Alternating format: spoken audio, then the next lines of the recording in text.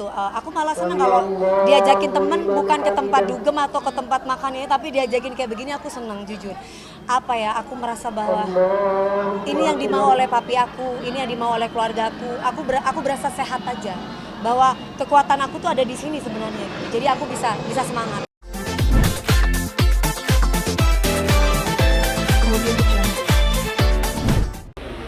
Sebentar ini karena pakai kipas helikopter jadi kena angin. Iya, kena angin. Oke, helikopternya. Ya alhamdulillah. Tadi kan kebetulan bukan dari pagi, memang jadwalnya rundownnya jam 2. Jadi aku bilang sama Babe, aku latihan dulu, habis latihan aku baru kesini ya gitu dia.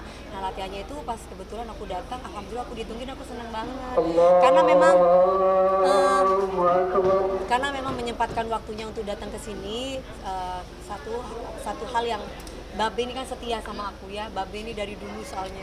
Babe, hubungan aku sama Babe sangat baik sekali dan Babe berulang kali jangan sampai lupa ya, tanggal ini jangan sampai lupa. Iya, Be, karena memang aku yang minta sendiri. Kalau memang ada acara anak yatim piatu panggil aku aja nggak apa-apa. Be, pas aku lagi kosong, aku nggak lagi off air, aku pasti sempetin waktunya walaupun mungkin aku nggak bisa lama gitu. Oh iya, dan kebetulan aku ada waktu ya aku datang. Dan ini jauh-jauh hari Babe udah sebulan sampai 2 bulan ya Babe kasih tahu. Berbagi dengan dia. Iya. Pasti perasaan. Ada perasaan seneng ya Mbak gitu. Biasanya kan kalau nyanyi kan dibayar. Nah ini kita selain membayar tenaga juga kita sebagian rezeki kita kasih buat mereka. Jadi ada kebanggaan sendiri bahwa oh iya ya gitu. Aku malah seneng kalau diajakin temen bukan ke tempat dugem atau ke tempat makan ini, tapi diajakin kayak begini aku seneng jujur. Apa ya, aku merasa bahwa ini yang dimau oleh papi aku, ini yang dimau oleh keluarga aku. Aku berasa sehat aja. Bahwa kekuatan aku tuh ada di sini sebenarnya. Jadi aku bisa semangat. Di lain acara juga sering nggak sih Mbak? Sering, tapi gak ada kamera Mas. Baru ada ini ada kamera. Kalau dibilang sesering apa, aku punya ada kegiatan di Jember yang memang kebetulan aku punya anak yatim piatu juga sama seperti yang ada di sini.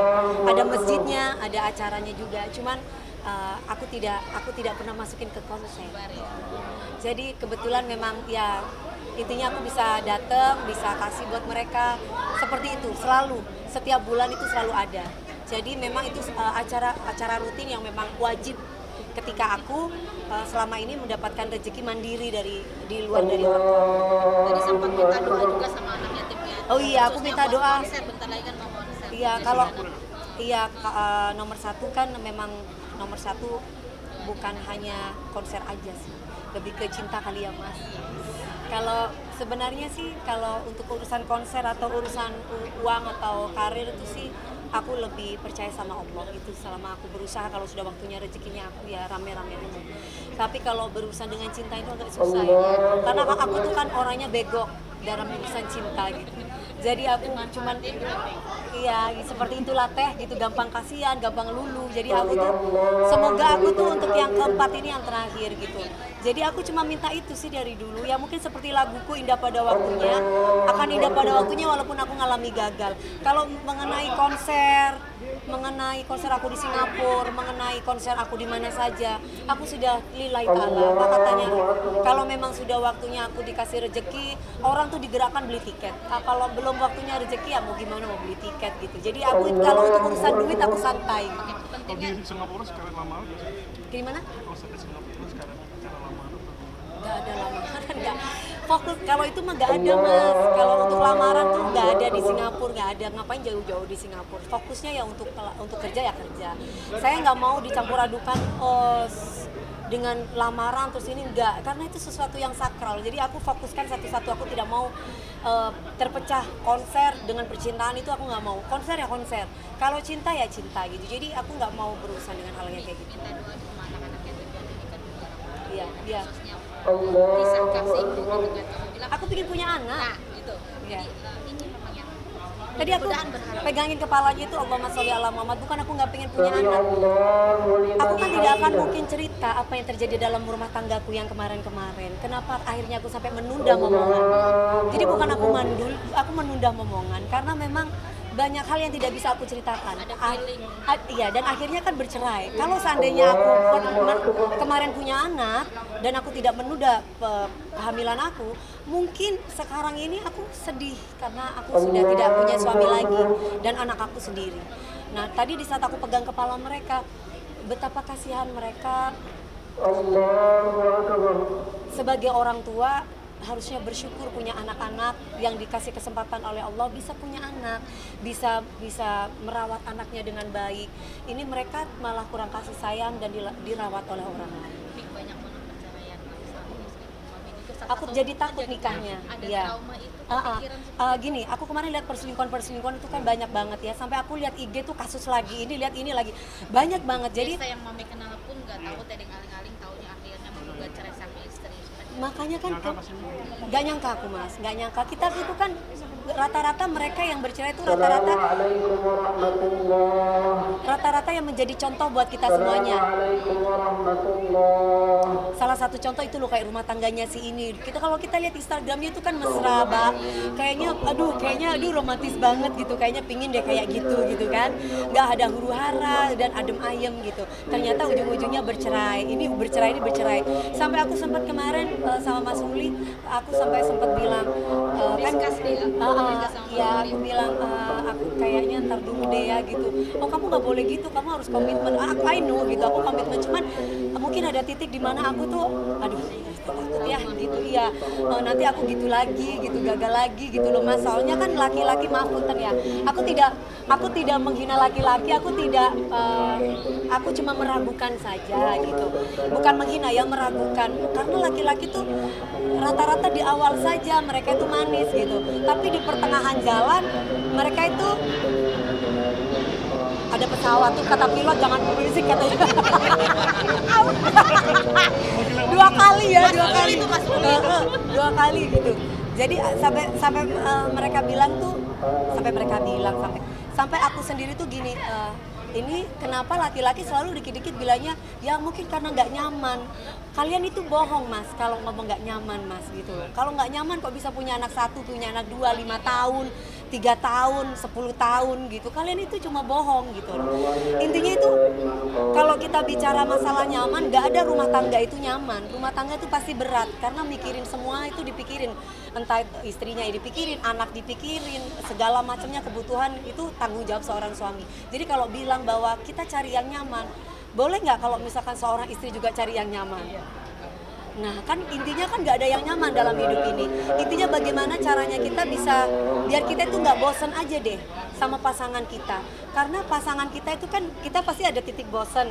Gimana caranya bikin nggak bosan? Karena pasangan kita itu kan nggak selama cantik, nggak selamanya ganteng. Kalau kita ngelihat orang lain itu makin cakep gitu ya. Kalau kita lihat pelakor atau kita lihat, maaf nih, kita lihat pelakor, aku tuh kadang suka kesel ya. Lihat, mungkin karena aku punya trauma yang agak gimana ya sama rumah tangga. Jadi kalau aku ngelihat perempuan itu ya yang menggoda suami orang, kadang aku suka mikir gitu. Coba deh perempuan pelakor itu dikawinin dulu, dinikahin dulu, rasanya gimana? Nanti habis itu pasti kan ujung-ujungnya putus, terus nanti cari yang nyaman lagi, terus aja kayak gitu. Sampai kapan akan akhirnya pasangan lagi cari lagi, nggak akan pernah ada ujungnya. Nah sekarang laki-laki kenapa kok dikit-dikit carinya yang nyaman gitu? Awalan itu pasti nyaman, akhiran coba, ya kan ujung-ujungnya bosan. Semua manusia kalau kita bicara hak perempuan juga ada titik bosan sama laki-laki. Tapi kan balik lagi bahwa sebuah rumah tangga ini nggak bisa mengandalkan seks, nggak bisa mengandalkan jasmani rohani saja, nggak bisa mengandalkan uang. Tapi bagaimana caranya kita bisa bersyukur satu dengan yang lain untuk merawat, itu nggak gampang. Mungkin bicara mudah. Nah ini nih tadi yang aku belum pernah dapatkan dari sesosok pria. Rata-rata aku capek gitu. Nggak ada hubungan itu yang nggak capek ya Mbak. Hubungan itu pasti capek. 2 tahun enak sayang gitu. 3 tahun udah mulai nih. 4 tahun udah mulai mengeluh. 5 tahun pecah kayak saya cerai gitu kan. Jadi ya balik lagi mudah-mudahan apa yang membuat yang meyakinkan dari Mas Uli sendiri untuk kamu? Aku belum yakin. Enggak maskulinnya yang baru. So, lihat semua laki-laki pasti yakin sama aku, Mbak. Iya, benar. Awalan begitu, tapi kan kita kan nanti tunggu lihat ke depannya nih. Apakah ke depannya dia akan terus setia, bertahan dan bisa merawat, karena kan kiblatnya aku pasti suami. Kalau suamiku bisa mengarahkan aku, bisa memberikan kasih sayang aku, pokoknya gini, intinya perempuan itu secara emosional butuh didengar, butuh dirangkul, jangan dibiarkan atau jangan ditinggalkan. Tapi saat ini Mas Nuri melakukan itu. Yes. Salah satu contoh, dia mau mengalah, dia mau bertahan gitu. Wah, kalau dia Aku diomelin terus ya. aku ngomel, Mbak, karena kan ini dunia aku, dunia entertain. Dia dunianya berbeda dengan aku. Jadi cemburunya itu kan, wah, dia mengatur aku, bukan aku tidak mau diatur. Aku selalu melihat, tunggu dulu, kalau aku tidak yang mesra-mesraan aku yang sebatas cuman sekedar orang menghubungi aku halo atau apa, itu gak boleh marah gitu. Tapi dia sudah mulai mengerti. Perbedaan usia pengaruh juga nggak sih? 5 tahun, 6 tahun ya. Itu pengaruh juga buat sebuah rumah tangga. Perbedaan usia itu sangat mempengaruhi dalam sebuah hubungan rumah tangga, sangat. Dari kapan, Mbak? Hah? Nggak ada rencana, belum. Doakan saja. Mbak Devi sendiri ada nasihat nggak sih mungkin untuk teman-teman ibaratkan berhubungan sama Pokoknya gini, aku tidak mau menasihati teman-teman karena rumah tanggaku aja hancur bertiga kali, Mas, ya. Jadi aku cuma bisa bilang buat teman-teman aku cowok, dengarkanlah kita para perempuan. Kalau kita para perempuan itu lagi mengeluh, kita itu cuma butuh dirangkul, butuh didengarkan.